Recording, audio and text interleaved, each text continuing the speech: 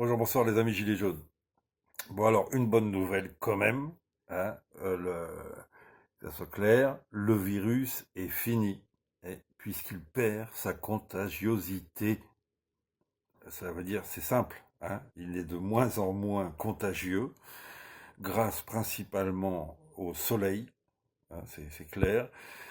Cette épidémie, comme toutes les épidémies de grippe ou etc., on ne la contrôle pas. Elle arrive et elle repart quand elle veut. Tout ce qu'on peut faire éventuellement, c'est soigner les personnes qui en sont atteintes.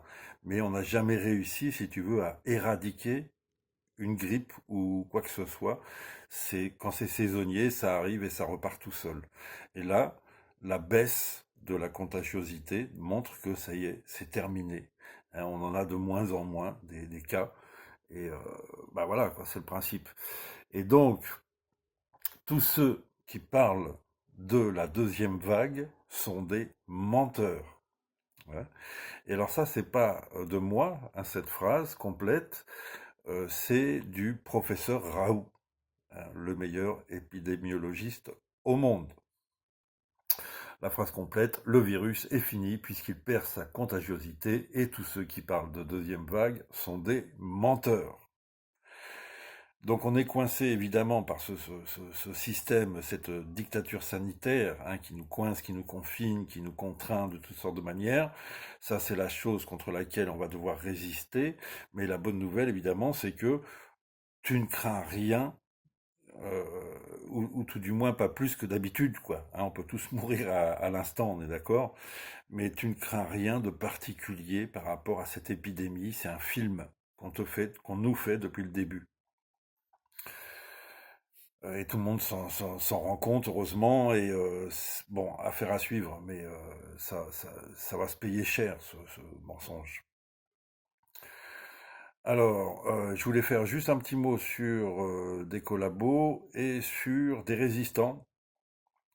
Alors, les collabos, évidemment, ça va être les Français qui vont rejoindre les brigades de santé du gouvernement. Donc, ces groupes qui vont avoir autorisation de venir te tester sur ton lieu de travail, dans les écoles et chez toi.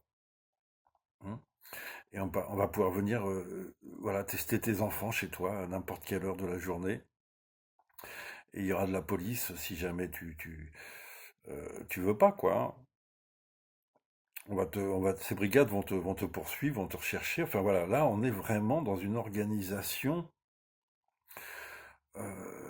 Enfin, toi, populiste et fasciste dans le sens général du terme, c'est-à-dire qu'on va utiliser la force pour te contraindre et éventuellement te séparer de tes enfants si jamais tes enfants ils sont positifs et pas toi.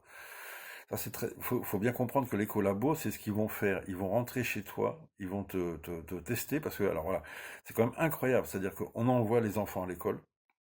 Et ensuite, donc les enfants sont à la maison, et ensuite on va aller faire des tests en disant il y a un risque apparemment que ton fils ait attrapé le virus à l'école. Le virus qui a disparu, on est d'accord. Hein, donc là on est vraiment dans un film. Et, euh, et donc on va tester l'enfant, puis on va te tester toi. On peut te dire éventuellement bah, que ton enfant est positif, pas toi, et pas le reste de la famille. Et donc on va te mettre en face du choix. Soit garder ton enfant avec toi, mais dans ce cas, tu vas être confiné pendant 3 semaines, toute ta famille. Tu vas pendant que le reste du monde va tourner, la France va tourner, toi tu vas être confiné. Tu pourras plus travailler, tu vas être encore planté économiquement. Soit bah, tu laisseras ton enfant à la sécurité sociale, qui s'en occupera. Tu sais pas quoi, on sait pas quoi. Hein, donc ça, voilà, là on a vraiment affaire à des collabos. On sait que apparemment les médecins seront incités à donner les coordonnées des gens, donc euh, bon, enfin, à créer des fichiers, et donc je crois qu'ils vont être payés 50 euros par fiche, et pour accompagner le traquage, etc. Enfin là, on est vraiment dans une histoire de fou. Donc, pour moi, voilà, j'ai réfléchi à ça, pardon, les brigades, j'ai trois mots, refus, rejet et infiltration. Donc refus, c'est évident qu'il faut refuser. Il faut pas se porter volontaire, si tu veux, pour ces brigades. Hein, il faut qu'il y ait le moins de gens possible qui jouent le jeu. Donc soi-même, évidemment, ne pas jouer le jeu. Euh, Rejet, c'est-à-dire que là, il y aura tout un travail de résistance à faire vis-à-vis de ces groupes. Quand tu les verras, même s'ils viennent pas chez toi, il faudra les engueuler. Tu vois, tu les vois dans la rue, etc. Il va falloir les mettre en face de cette saloperie, hein, qu'ils sont en train de mettre en œuvre, auquel ils vont collaborer. Mais bon, toujours vraiment, j'insiste, non-violence et bienveillance. Il faut que ces gens reviennent dans notre camp, si tu veux, hein. Et puis, infiltration, bien que j'ai dit qu'il fallait refuser, ça serait bien que malgré tout, quelques brigades soient infiltrées par des gilets jaunes. Déjà que le gouvernement le sache, qu'il y a des gilets jaunes qui vont infiltrer les brigades, d'accord, pour témoigner. Il faut faire revenir les témoignages, ils vont avoir des pratiques, ils vont avoir des documents, on va leur demander de conserver des secrets, etc. Donc il faudrait que des gilets jaunes quelques gilets jaunes infiltrent les brigades. Voilà, pour pouvoir avertir, tu vois, si on enlève des enfants, etc. Enfin, il va falloir des témoins. Donc voilà pour les collabos, hein. Là, les brigades, on a vraiment un gros chantier à faire. Pour les résistants, alors, donc je participe au rond-point 2.0 Outre-mer, hein, depuis quelque temps, depuis le début. Et on en est au 11e numéro. Alors c'est, on va dire, un peu intimiste et confiné, parce qu'évidemment, ce sont des sujets très éloignés des préoccupations de la majorité des Français de la métropole.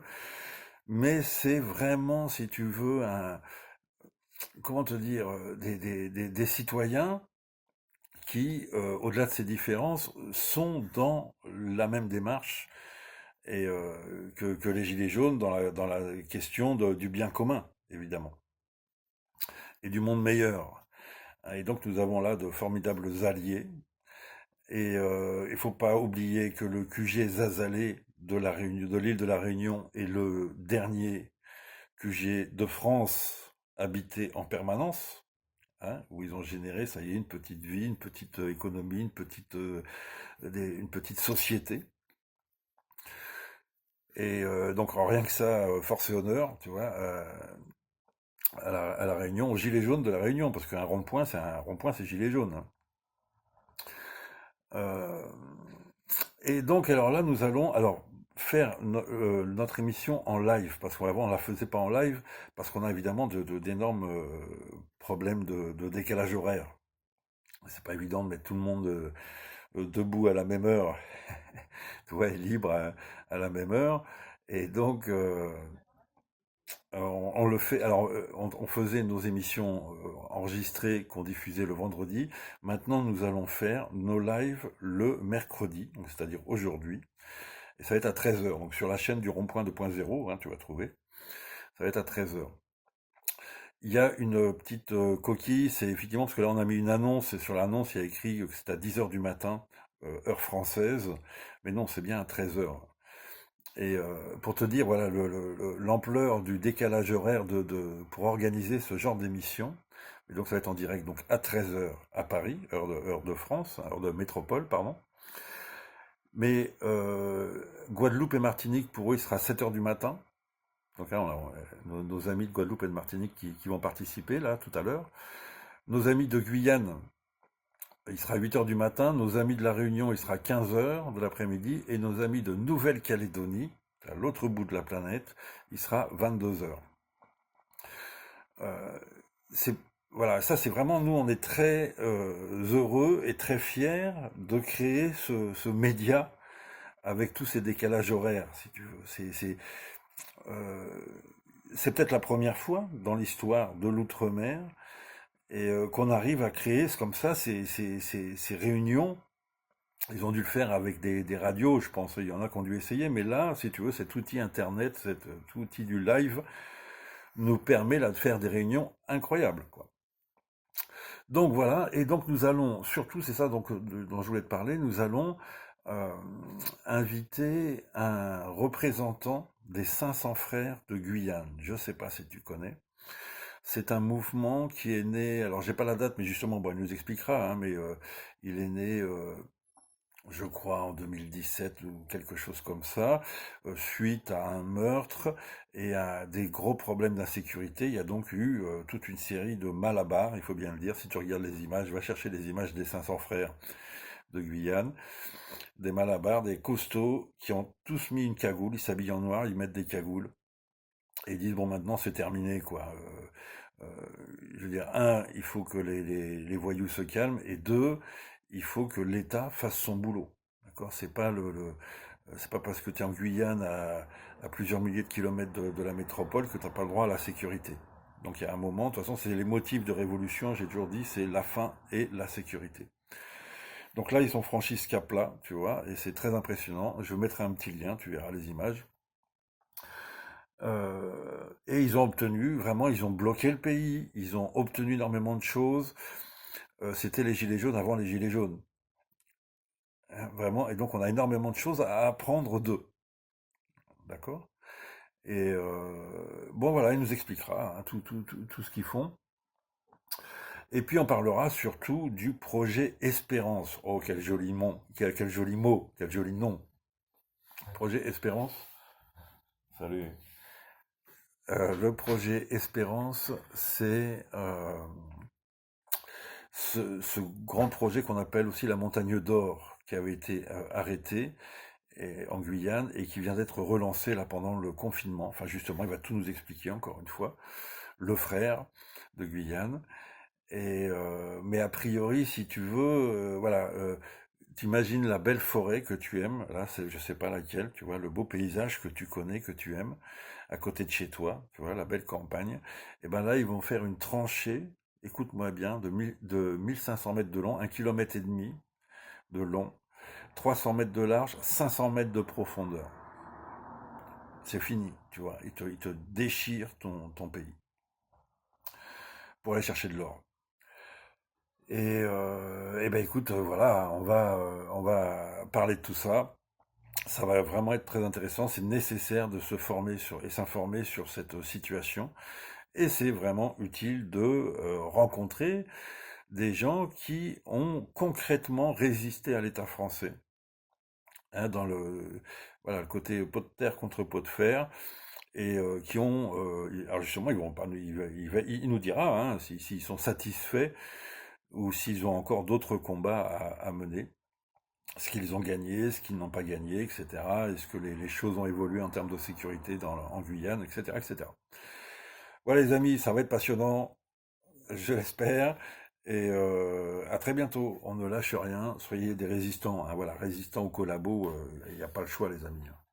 Allez, à très bientôt.